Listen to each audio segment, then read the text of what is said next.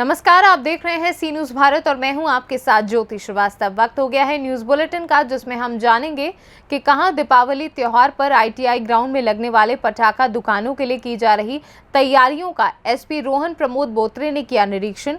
कहां अवैध खनन का असली खेल आया सामने और कहां बड़े ही धूमधाम से संपन्न हुआ ऐतिहासिक भरत मिलाप। इन तमाम खबरों पर होगी विस्तार से चर्चा, तो आइए शुरू करते हैं जिलेवार खबरों का सिलसिला।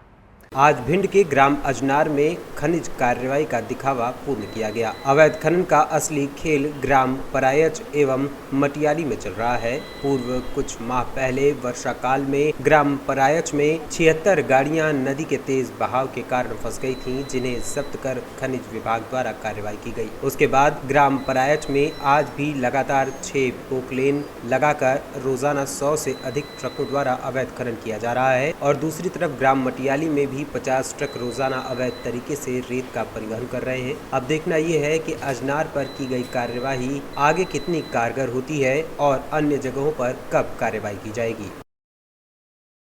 भिंड से सी न्यूज़ संवाददाता विनोद शर्मा की रिपोर्ट। खबर गाजीपुर से है, जहां आज दीपावली त्यौहार पर आरटीआई ग्राउंड में लगने वाले पटाखा दुकानों के लिए की जा रही तैयारियों का एसपी रोहन प्रमोद बोत्रे ने निरीक्षण किया। निरीक्षण के दौरान आरटीआई मैदान में दुकान लगाने वाले दुकानदारों को एसपी ने सुरक्षा की दृष्टिगत पर्याप्त व्यवस्था करने को कहा, ताकि किसी भी आपातकालीन स्थिति से निपटने के लिए अपनी अपनी दुकानों पर पानी, बालू, अग्निशमन यंत्र इत्यादि रखने के लिए दुकानदारों को निर्देशित किया गया। निरीक्षण के दौरान अपर पुलिस अधीक्षक नगर गोपीनाथ सोनी एवं सीओ सिटी गौरव कुमार मौजूद रहे। गाजीपुर से सी न्यूज़ संवाददाता रामू चौरसिया की रिपोर्ट। प्रत्येक वर्ष की तरह इस वर्ष भी हंडिया का ऐतिहासिक भरत मिलाप मंगलवार को बड़े ही धूमधाम से जगमगाते लाइट व्यवस्था के बीच संपन्न हुआ। इस दौरान मेले में दूर दूर से अपनी कला का प्रदर्शन करने आए कुशल कलाकारों ने विभिन्न प्रकार के अलग अलग तरह के झांकियां निकालकर अपने नृत्य के माध्यम से लोगों का मन मोह लिया। भारी भरकम भीड़ के दौरान झांकी निकालने में किसी भी प्रकार की असुविधा न हो, इसे देखते हुए इस बार मेले के दायरे को बढ़ाते हुए मेले को लाला बाजार से हंडिया थाना लगभग 2 किलोमीटर तक किया गया था। मेले में उमड़ी भारी संख्या में भीड़ को देखते हुए हंडिया क्षेत्राधिकारी राम सागर और थाना प्रभारी हंडिया धर्मेंद्र दुबे द्वारा चप्पे चप्पे पर पुलिस बल की तैनाती की गई थी, जिससे मेले में आए हुए लोगों को किसी भी प्रकार की किसी दिक्कत का सामना न करना पड़े। प्रयागराज से सी न्यूज़ संवाददाता रणविजय की रिपोर्ट।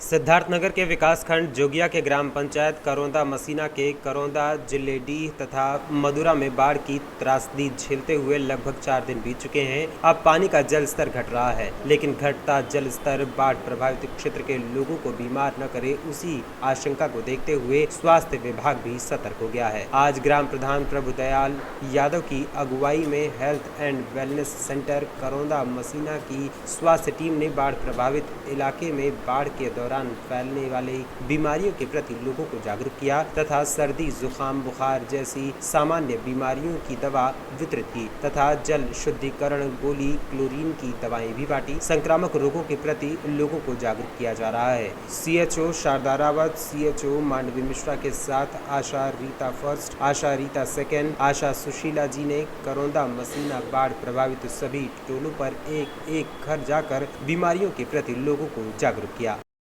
इंद्रपरी कहाँ के रहने वाले? करौदा मसीना। यहाँ पे बाढ़ बहुत तेज है। बहुत तेज है। कितनी समस्या हो रही है आप लोगों को? समस्या बहुत है, लेकिन अब प्रधान के द्वारा व्यवस्था मिला है। टट्टर लाग वही से आवा जाता है। हाँ, खान पीन अपने घरे सब बना खा लेता है। पानी कमर से ऊपर भरा है। धान सब डूब गया होगा? कुछ नहीं हुई खेते में, कुछ नहीं। सरकार द्वारा कुछ व्यवस्था चाहिए, पैसा कौड़ी मिले। हाँ, खेतों में कुछ नहीं हुई, बिल्कुल बही गत का बा है, कुछ नहीं बा। कित बार हर जगह धान नहीं पैदा होगा? कुछ नहीं, सर चुका। हाँ, तो क्या हुई?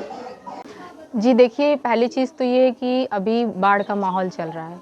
गांव में जगह जगह पे पानी भर गए हैं, जिसकी वजह से काफ़ी लोग, जो गांव के लोग हैं, वो बीमारियों से भी ग्रसित हो रहे हैं और जो आर्थिक रूप से जो खान पान की चीज़ें, वो भी सारी चीज़ें अभी व्यवस्था जो है वो गड़बड़ हो चुकी है और आने जाने की व्यवस्था भी नहीं है। अभी हम लोग स्वास्थ्य विभाग से हैं, तो जो बीमारियां भी, जैसे ज़्यादातर बुखार, खांसी, जुखाम के लोग, ज़्यादातर लोग अभी ग्रसित हैं इन सब चीज़ों से।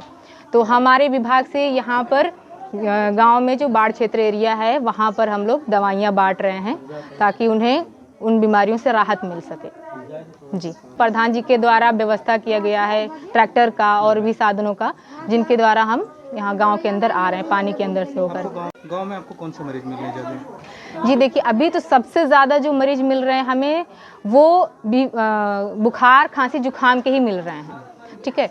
और दूसरा जो सेकंड पे ये मिल रहा है, जो बुज़ुर्ग लोग हैं उन्हें खांसी की शिकायत ज़्यादा है, बुखार कम लेकिन खांसी की शिकायत ज़्यादा है, और घुटनों के दर्द और कमर दर्द, वीकनेस वगैरह, ये सारी चीज़ें हैं। तो सलाह यही है उन लोगों से कि गर्म पानी अच्छे से उबालें, पीने के लिए पानी अच्छे से उबालें, उसको छान के ढक के रखें और उसी का ही सेवन करें। बाकी साफ़ सफाई से खाना वगैरह वो खाएं। बाकी जो से हो सकता है, जो भी सेवाएं हम दे सकते हैं वो सारी सेवाएं हम प्रधान जी के द्वारा साथ में हम लोग।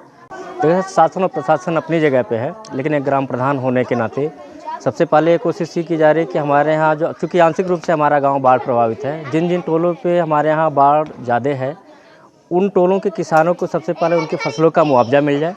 इसके अलावा चूँकि बाढ़ हटते ही कुछ बीमारियाँ जो है आनी शुरू हो जाएंगी, उन बीमारियों को मद्देनज़र रखते हुए कि गाँव में एंटी लार्वा का छिड़काव, फॉगिंग ये हो जाए। साथ ही जैसे कि छोटे छोटे बच्चे जो पानी में भीग गए, बड़े बुजुर्ग भी भीगते रहे हैं, इसलिए जो है जो संभावित बीमारी है जैसे सर्दी जुकाम बुखार जैसी सामान्य बीमारियां हैं, इन सभी की दवाएं वितरित हो जाए, जिससे काम से हम ग्राम सभा के सभी लोग स्वस्थ रहें और उनके फसलों का मुआवजा मुख्य चीज़ जो है उसको शामिल कर लिया जाए।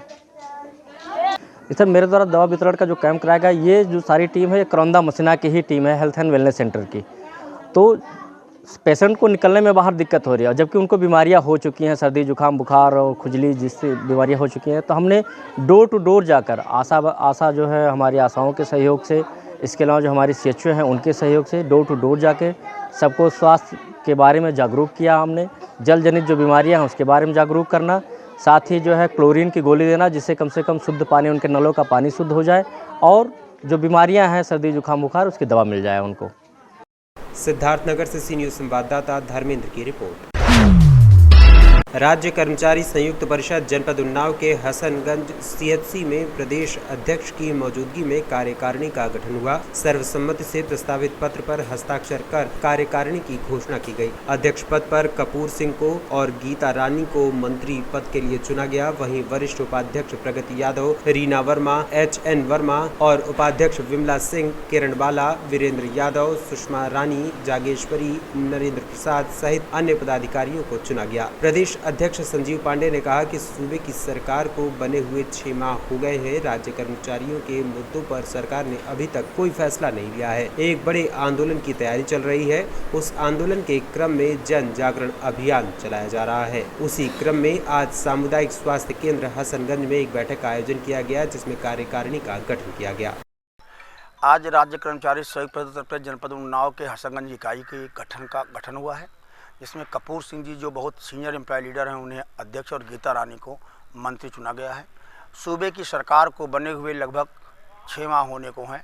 राज्य कर्मचारियों के मुद्दों पर सरकार ने अभी तक कोई फैसला नहीं किया है, इसलिए सूबे में एक बड़े आंदोलन की तैयारी चल रही है और उस आंदोलन के क्रम में जन जागरण अभियान चल रहा है। और उसी कड़ी में आज हसनगंज में आज एक मीटिंग की गई और यहाँ की कार्यकारिणी का भी गठन किया गया है। पूरे सूबे में चल रहा है दौड़ा और राज्य सरकार से ये मांग की जा रही है कि कर्मचारियों के सेवा संबंधी मामलों को तत्काल निस्तारित किया जाए, अदरवाइज उत्तर प्रदेश में एक बड़े आंदोलन की तैयारी राज्य कर्मचारी संयुक्त परिषद कर रही है। उन्नाव से सी न्यूज़ संवाददाता प्रदीप की रिपोर्ट। फिलहाल इस न्यूज बुलेटिन में बस इतना ही। देश दुनिया की बाकी खबरों के लिए आप देखते रहिए सी न्यूज़ भारत।